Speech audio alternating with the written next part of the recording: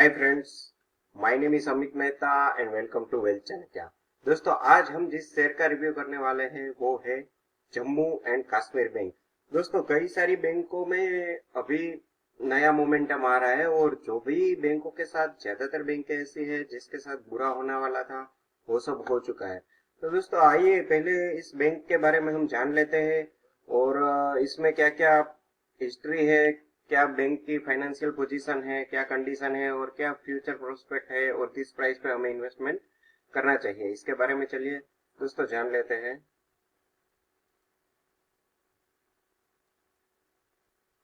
तो दोस्तों, इसकी हिस्ट्री जैसे कि हम देखें तो the Jammu and Kashmir bank was founded on 1 October 1938 under letter patent issued by the king of Jammu and Kashmir Shri Hari Singh. यानी कि महाराजा हरि सिंह ने ये जम्मू एंड कश्मीर बैंक की स्थापना को मंजूरी दी थी, यानी कि पेटेंट दिया था। दोस्तों, इस बैंक ने the bank commenced banking business on 4th July 1939 and was considered the first of its nature composition as a state-owned bank in the country। यानी कि दोस्तों, उस टाइम पे ये बैंक ऐसी बैंक थी कि जिसने 4 जुलाई 1939 से अपना बिजनेस शुरू किया था। मतलब कि काफी पुरानी बैंक है और ये अपने तरह की पहली एक स्टेट owned बैंक थी। The bank had to face a serious problem at the time of independence when, out of its total 10 branches, 2 branches of Muzaffarabad, Rawalkot and Mirzapur fell to other side of the line of control। तो दोस्तों, इस bank को एक परेशानी तब हुई थी, अगर हम इसकी हिस्ट्री के बारे में जाने तो जब पार्टीशन हुआ था तो ये बैंक की कुल 10 ब्रांचें एक्टिव थी, यानी कि 10 ब्रांच एक्टिव थी। उसमें से 3 ब्रांच जो कि अभी करंटली पाकिस्तान का कश्मीर है, पाक ऑक्यूपाई कश्मीर, उसमें चली गई थी, बाकी की ब्रांच यहाँ रही थी। तो वो सारी असेट, सभी केस, रिजर्व, सब कुछ वहीं का वहीं रह गया था। दोस्तों, ये हो गई कुछ इस बैंक की हिस्ट्री, यानी कि इससे हमें पता चलता है कि बैंक काफी पुरानी है। अब हम आगे जानते हैं बैंक के बारे में और कुछ। The bank was defined as a government company as per the provision of Indian company act 1956। यानी कि इंडियन कंपनीज एक्ट 1956 के तहत ये बैंक को एक गवर्नमेंट कंपनी के तौर पे मान्यता दी गई है। ये 1971 से है। इसके अलावा the bank had acquired status of scheduled bank and was declared as an A class bank by Reserve Bank of India in 1976। यानी कि 1976 से क्लास ए की बैंक इसे as per the RBI guideline कहा जाता है। यानी कि ये बहुत ही अच्छी साइन है। It has a strong state government support in terms of capital in infusion and needed from time to time. यानी कि जब भी इस बैंक में कोई दिक्कत आती है तो इस बैंक को गवर्नमेंट का स्ट्रॉन्ग बैकअप मिलता है और ये एक पीएसयू जैसी ही प्राइवेट सेक्टर की बैंक कही जा सकती है। अब हम जान लेते हैं कि इस बैंक की रीच कितनी है, इसका नेटवर्क कहां कहां तक फैला हुआ है। तो the banks corporate headquarters is in Srinagar near TRC. इस बैंक का हेडक्वार्टर श्रीनगर में है और टूरिज्म रिसेप्शन सेंटर के पास ही इसका हेडक्वार्टर है। The bank has a network of 1038 computerised bank branches, out of which 877 branches are located in the union territory of Jammu and Kashmir. यानी कि दोस्तों, देखा जाए तो इस बैंक की कुल बहुत ज्यादा ब्रांचें हैं, जो कि करीब करीब 1038 के आसपास ब्रांचेस है, जिसमें से 877 जम्मू एंड कश्मीर, यानी कि अभी जम्मू एंड कश्मीर और लद्दाख दोनों में इसकी ब्रांचें फैली हुई है। The bank has network of 1340 ATMs, यानी कि 1340 एटीएम्स भी है और कैश डिपॉजिट मशीन भी है। यानी कि देखा जाए तो बैंक का नेटवर्क भी एक स्टेट की बैंक होने के साथ साथ बाहर भी कुछ फैला है और अक्रॉस द कंट्री है। ये मार्च 21 2020 तक के डेटा हमें है। अब हम जान लेते हैं कि इस बैंक के बारे में हमें क्या फायदा है और शेयर मार्केट के हिसाब से हमें क्या प्लस पॉइंट इसमें देखने को मिलते हैं। तो दोस्तों, देखें तो इस बैंक में कोई डेप्ट नहीं है, यानी कि ये कंपनी बिल्कुल ही लो डेप्ट कंपनी है और जीरो प्रमोटर्स प्लेज, यानी कि प्रमोटर्स यानी कि गवर्नमेंट ने इसके शेयर कहीं भी प्लेज पे नहीं छोड़े हैं।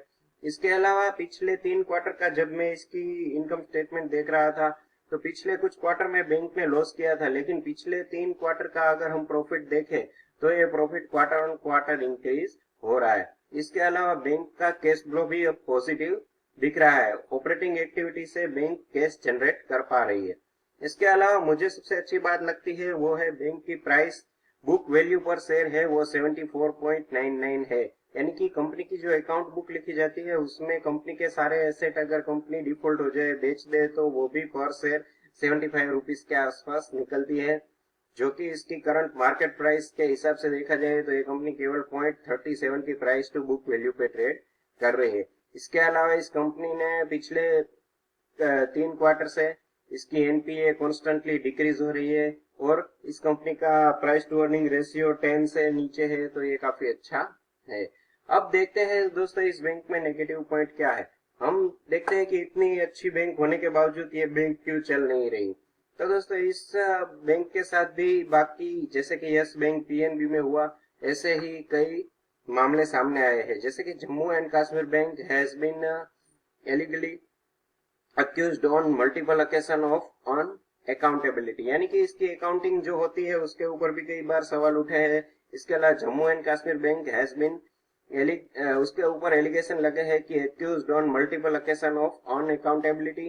Anti corruption bureau started investigation. इस एलिगेशन के ऊपर एंटी करप्शन ब्यूरो ने भी इन्वेस्टिगेशन किया था और इसमें कुछ बैंक के ऑफिसर्स भी इन्वॉल्व पाए गए थे और कई सारी ऐसी चीजें हैं करप्शन के वाली और कुछ निजी उपयोग में भी इसके कंपनी के प्रॉफिट को लिया गया। ऐसे सारे एलिगेशन है, ये नेगेटिव बात हो जाती है। इसके अलावा इसकी जो बुक वैल्यू हमें अच्छी लगती है वो भी क्वार्टर ऑन क्वार्टर डिक्रीज हो रही है, मतलब कि कंपनी के एसेट देखा जाए तो कुछ डिक्रीज भी हो रहे हैं। तो ये कुछ नेगेटिव पॉइंट इस बैंक के साथ जुड़े हुए हैं। इसके अलावा इसका पैरामीटर देख लेते हैं तो फेस वैल्यू 1 है, मार्केट कैप करीब 1965 करोड़ के आसपास है। इस कंपनी ने जब उस कंपनी की प्लेटिनम जुबिली मनाई थी तब 2013 और 14 में 50-50 रुपए का डिविडेंड भर भर के दिया था, लेकिन 2017 से कंपनी के हालात फाइनेंशियली ठीक नहीं लग रहे हैं, तो कंपनी ने 2017 के बाद कोई भी डिविडेंड नहीं दिया था और 2014 में इसका स्टॉक 10 से स्प्लिट होके 1 पे आ गया था। अब शेयर होल्डिंग पैटर्न की बात कर ले तो प्रमोटर्स यानी कि government of Jammu and Kashmir और इंडियन गवर्नमेंट का स्टेक इसमें 68.18% मार्च 2020 के क्वार्टर में है और वो अनचेंज्ड है। जबकि हम मार्च 2020 में देखें तो डीआईआईस की होल्डिंग 5.01% थी, जो घटकर अब केवल 0.19% हो गई, यानी कि डीआईआई ने अपना स्टेक घटाया है। और एफआईआईस की होल्डिंग भी इसी तरह मार्च 2020 में जो कि 10.4% थी वो घटकर 3.59% हो गई है और पब्लिक की स्टेक 28% है। तो दोस्तों डीआईआईस और एफआईआईस की होल्डिंग घटना मतलब एक नेगेटिव साइन ही गिना जाएगा बैंक के लिए और ये अच्छी बात नहीं है। लेकिन अब हम इस बैंक के बारे में कुछ और जान लेते हैं कि it is also the only private sector bank designated as RBI's agent for banking business and carry out the banking business of the central government besides collecting central taxes and CBDT। यानी कि ये RBI ने एक ही bank ऐसी है कि जिनको ये छूट दे रखी है, क्योंकि ये जम्मू कश्मीर में एक्टिव बैंक है इसलिए इसको ये फायदा मिलता है।